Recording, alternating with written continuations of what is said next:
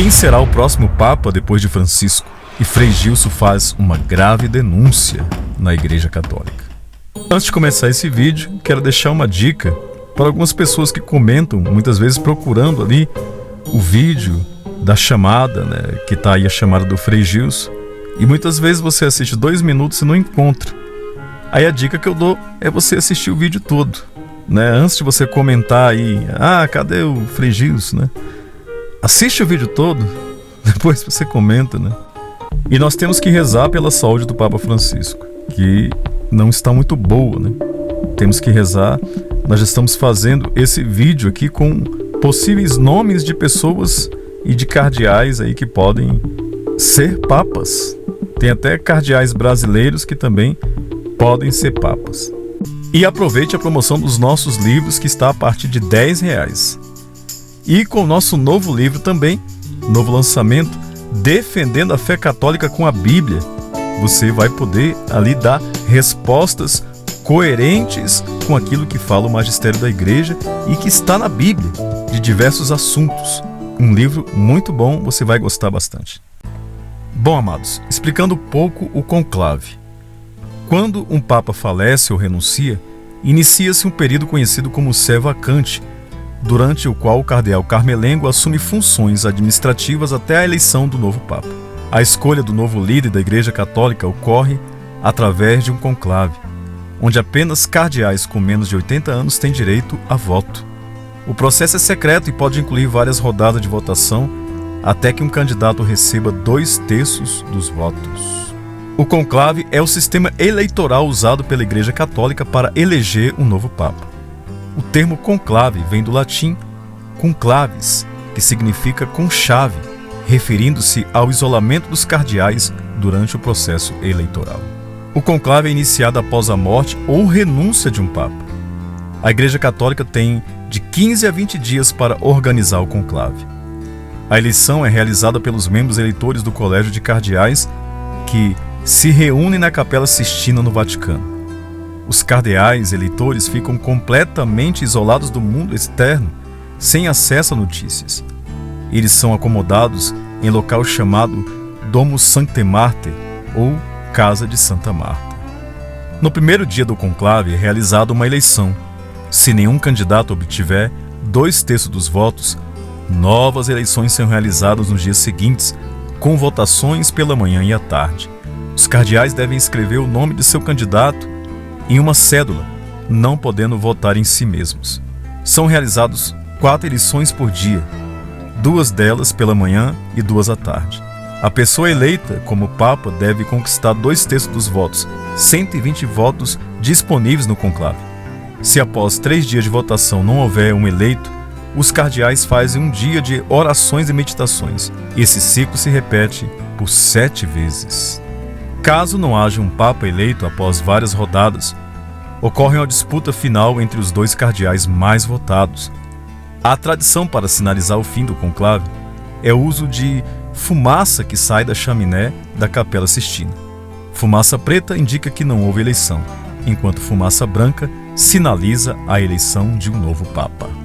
Eu vou mostrar para vocês aqui possíveis candidatos que podem ser Papa se caso acontecer alguma coisa com o Papa Francisco. Mas deixo bem claro que isso são possíveis nomes que nós, humanamente, estamos vendo através do tempo que podem ser papas. Mas quem escolhe de verdade é o Espírito Santo de Deus, que vai escolher um novo Papa.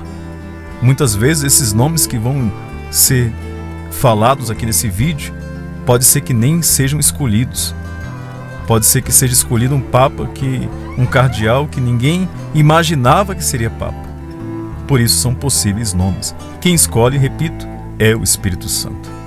Entre os nomes mais cotados que se falam no Vaticano destacam-se Matteo Zuppi, Itália, arcebispo de Bolonha e presidente da Conferência Episcopal Italiana. Zuppi é visto como um candidato forte devido à sua proximidade com o Papa e o seu papel como enviado papal em questões de paz. A experiência e influência na Igreja Italiana são fatores a seu favor.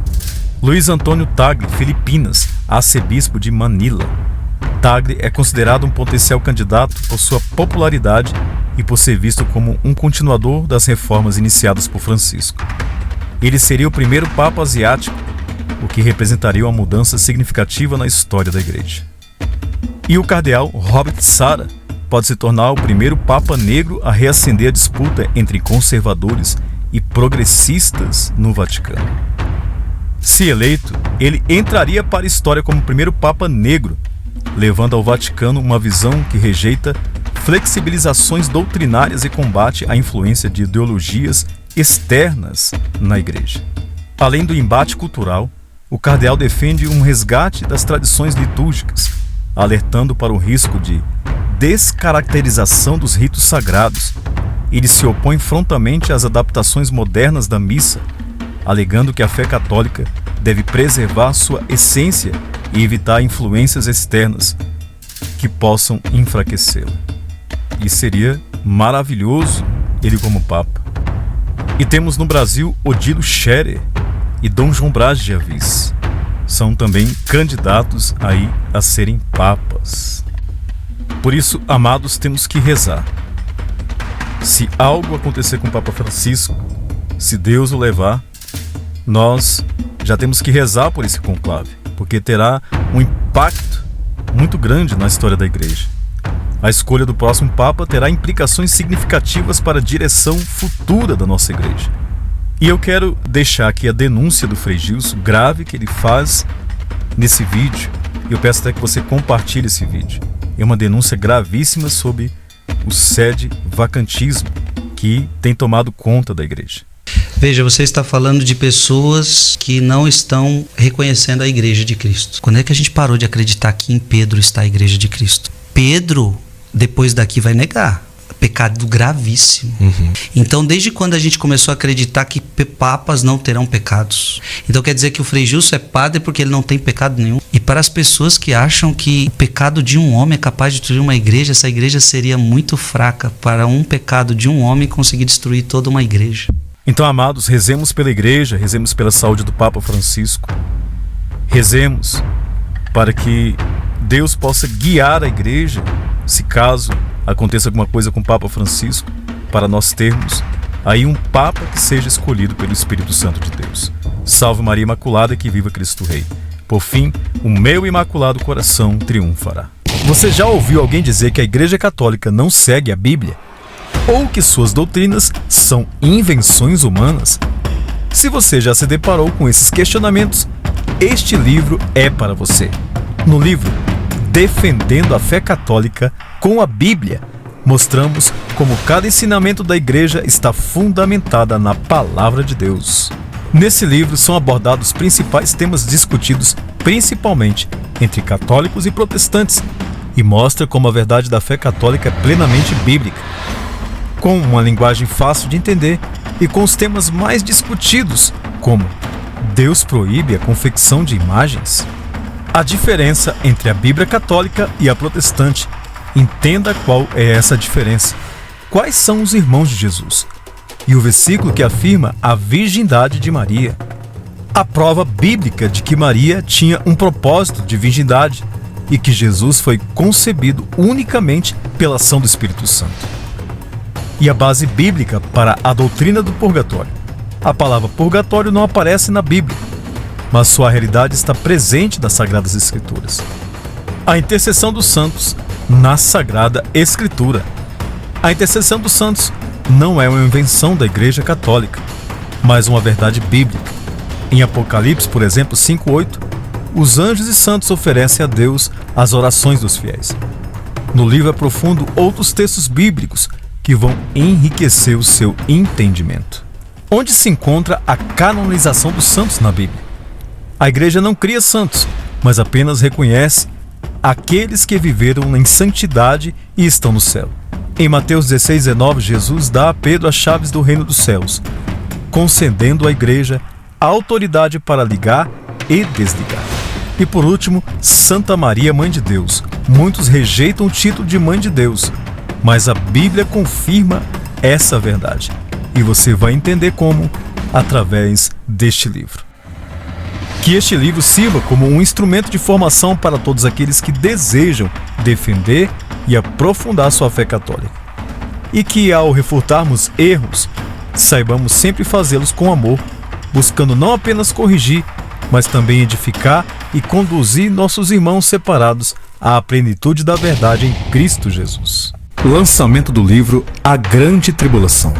Venho com essa notícia impactante, o lançamento desse livro que promete revelar como nunca antes os eventos da Grande Tribulação. Neste novo livro, você vai mergulhar nos mistérios proféticos mais profundos, revelados através das visões e revelações de santos e profetas, os santos da Grande Tribulação, inspirados pelas mensagens de Nossa Senhora e as profecias marianas e as revelações do que podemos aprender com os santos da tribulação. Este trabalho detalha o que está reservado para a humanidade, como será os 3 dias de escuridão, os sinais próximos dos 3 dias de escuridão e uma cronologia profética da Grande Tribulação, que são realidades terríveis que marcarão o fim dos tempos. A Grande Tribulação será um tempo de horrores e de provações sem precedentes, e o mundo não escapará de seu impacto. Mas em meio a essa escuridão, o livro traz a voz daqueles que, através dos séculos, foram iluminados com um dom profético. São João Damasceno nos ensina que durante a Grande Tribulação, os profetas Enoque e Elias serão enviados novamente à Terra. Sim, esses grandes patriarcas da Bíblia, que foram arrebatados sem ver a morte, retornarão para alertar e converter os corações em meio ao grande caos. Este livro foi escrito para trazer luz e compreensão sobre esses tempos vindouros. Cada página é um convite para a reflexão, para a oração e para a preparação espiritual. Quer saber o que mais esse livro revela? Quais mensagens foram entregues à humanidade e que estão se cumprindo bem diante dos nossos olhos? Não perca tempo. Adquira agora o seu exemplar e descubra como se preparar para o que está por vir. As revelações são impressionantes e os ensinamentos são profundos. E a mensagem é clara: o tempo da misericórdia não durará para sempre.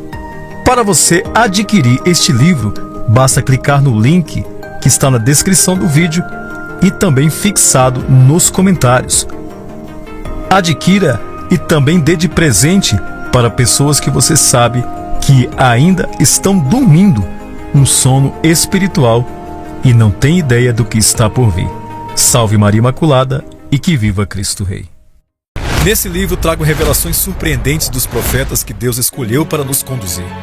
Uma leitura que vai trazer muitas respostas e compreensão do livro do Apocalipse, que o céu revela aos profetas dos nossos tempos. Prepare-se para uma forte experiência, enquanto mergulha nas páginas desse livro que promete prender sua atenção até a última palavra, deixando uma marca indelével em sua alma. Como serão os tempos finais da Grande Tribulação? Quem será o Papa que vai nos guiar no meio de tudo isso? À medida que as profecias se desenrolam diante dos nossos olhos, somos confrontados com as nossas escolhas e a necessidade de preparação espiritual para os tempos difíceis. Adquira, pois esse livro será uma jornada reveladora que irá transformar sua compreensão dos tempos em que estamos vivendo e os tempos que estamos prestes a viver. Quero anunciar para vocês este novo livro, As Profecias de Nossa Senhora, o Fim dos Tempos. Revelações surpreendentes de Nossa Senhora de Fátima à irmã Lúcia, num complemento do terceiro segredo de Fátima. E diversas profecias de Nossa Senhora falando da vinda do Anticristo. Infelizmente, nesta plataforma, não estamos podendo falar muitas coisas relacionadas ao cristianismo e principalmente ao fim dos tempos. Então, estou colocando muitas coisas neste livro. O link para você adquirir este livro está na descrição deste vídeo. Adquira, leia e compartilhe. Escreva uma carta a São José. É um livro que mergulha na rica tradição da devoção a São José através da prática de escrever cartas pessoais para o santo patrono das famílias e dos trabalhadores. Em suas páginas, os leitores são convidados a explorar uma jornada espiritual de fé, esperança e confiança na poderosa intercessão de São José.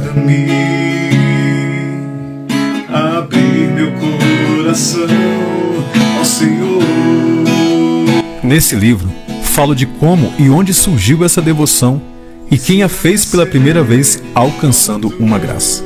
Escrever uma carta permite que os fiéis expressem suas necessidades e esperanças de forma detalhada e pessoal, criando uma sensação de proximidade com São José. Como tu, São José, ensina-me a ser puro de coração. Deixei no final desse livro uma pequena carta que você pode usar como exemplo, mas seja detalhista.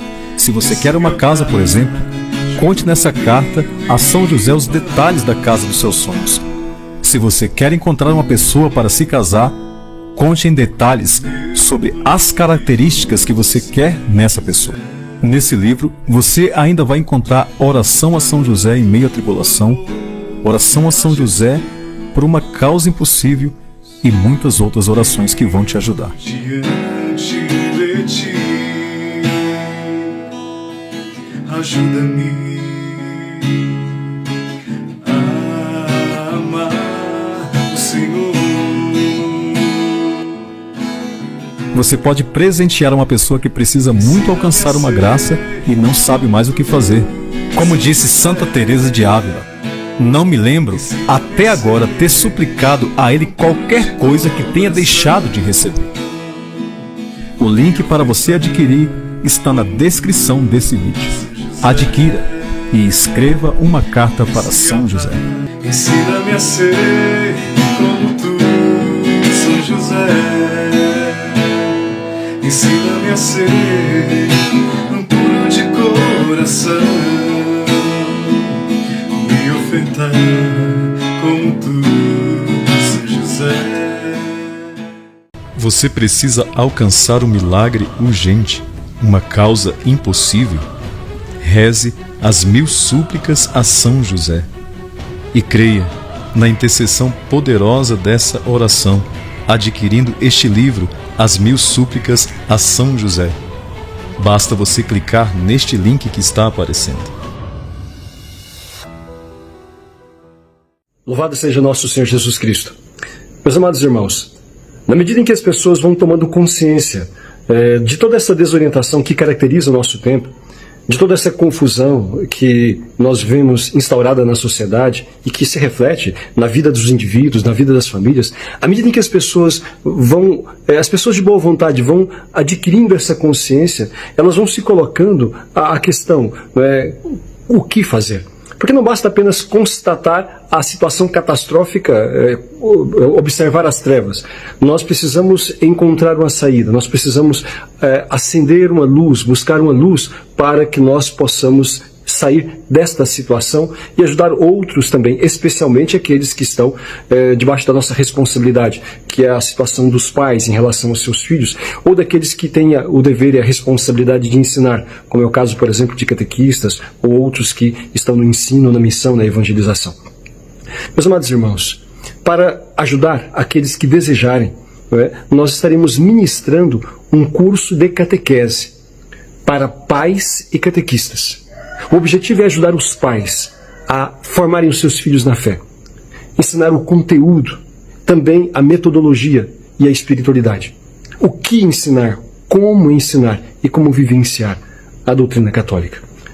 Procuremos, portanto, conhecer o que é a doutrina católica, o que é a verdade ensinada por Deus e qual é a vontade de Deus expressa nas suas leis e nos seus mandamentos, para que assim nós possamos viver melhor e, sobretudo, para que assim nós possamos educar os nossos filhos, os nossos alunos, assim, para que nós possamos ajudar outras pessoas a, ao menos, mostrar a elas com clareza o caminho pelo qual se deve seguir, a fim de se viver bem como um cristão e se alcançar a salvação eterna.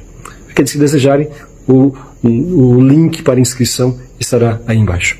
Fiquem todos com Deus e que Deus abençoe a todos. Em nome do Pai, do Filho e do Espírito Santo.